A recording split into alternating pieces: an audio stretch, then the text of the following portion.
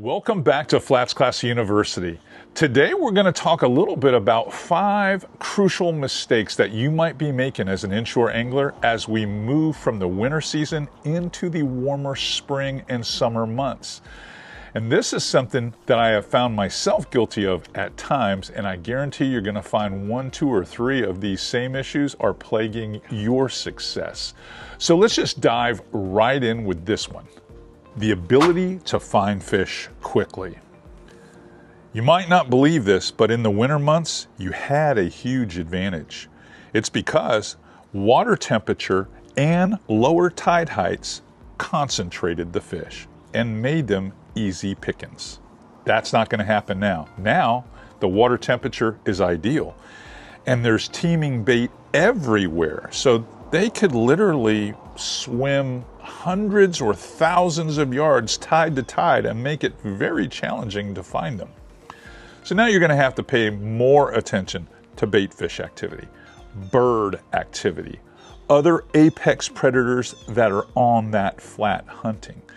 You're going to have to track them. You're going to have to really figure this out. You're going to have to play the current game, and you're going to have to fish power baits a little bit more seriously now instead of those, finesse style baits. But don't get too carried away with that, because that's going to be a challenge too.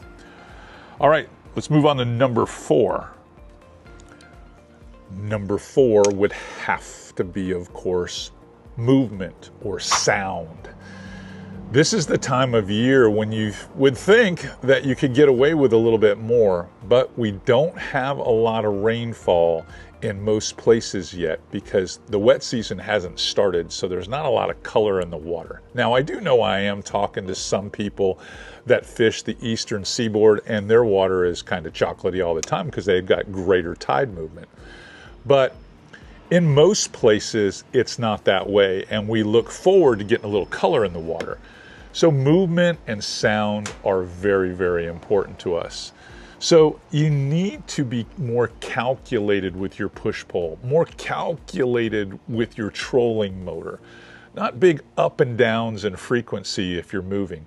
You want to move at whatever will allow bare steerage. If you're push-pulling, you want to try to keep the advantage where you make a push and walk yourself up that pole and you're looking the whole time without moving around too much. You don't want anglers on the bow shifting weight.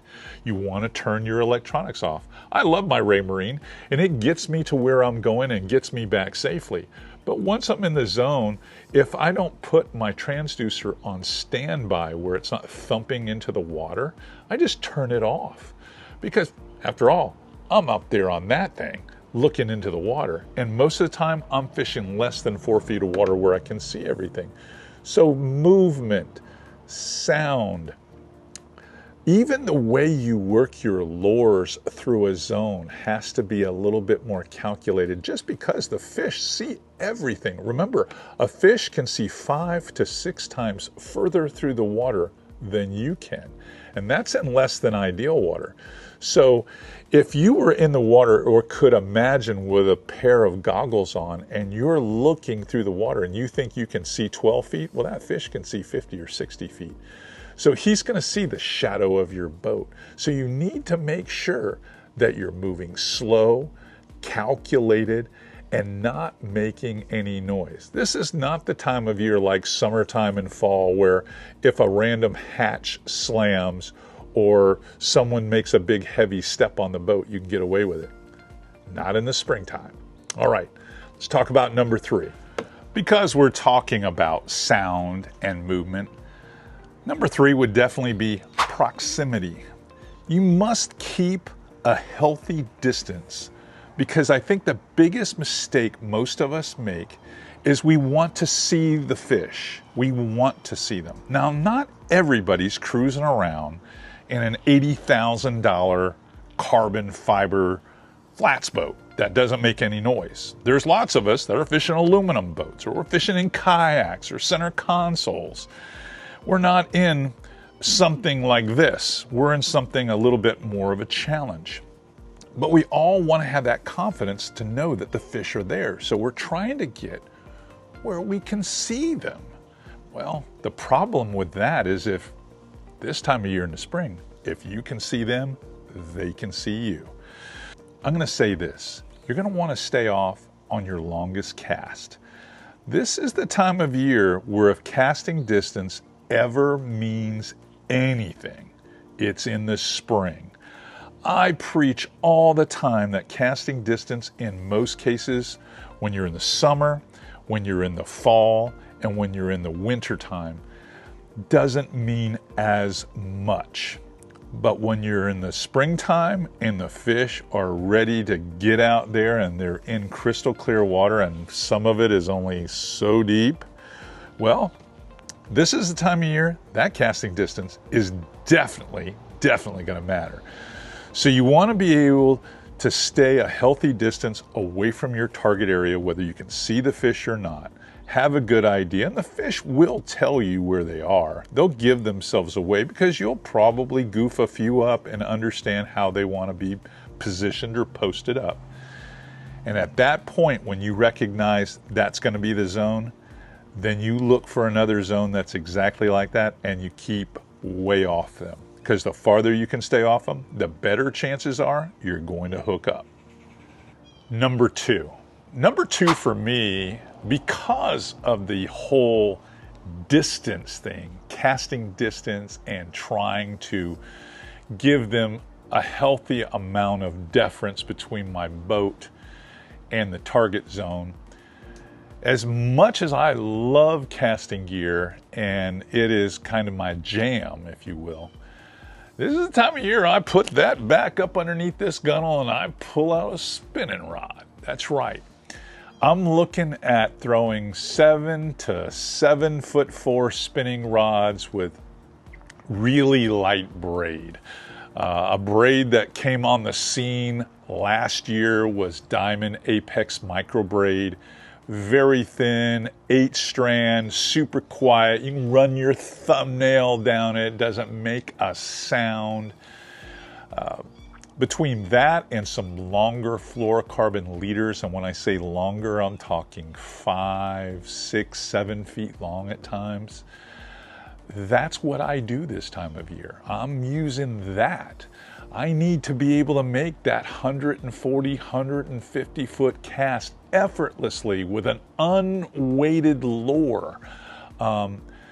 I'm not looking at having stuff that makes a lot of bottom contact this time of year. I'm using a lot of jerk shads. I'm using a lot of trout tricks, tube baits, things that don't have a thump to them, don't have rattles in them in the daylight hours, that is. You know, low light, you can get away with more.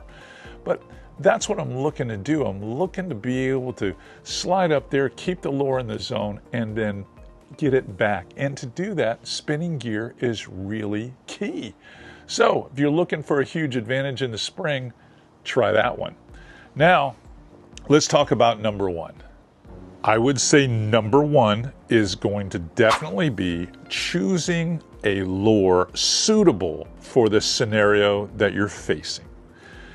And I say that with a grain of salt because in the spring, you know, in March and April and even early May, you have these windy days where you will have to throw something that brings attention to itself. But many of the days are perfect weather.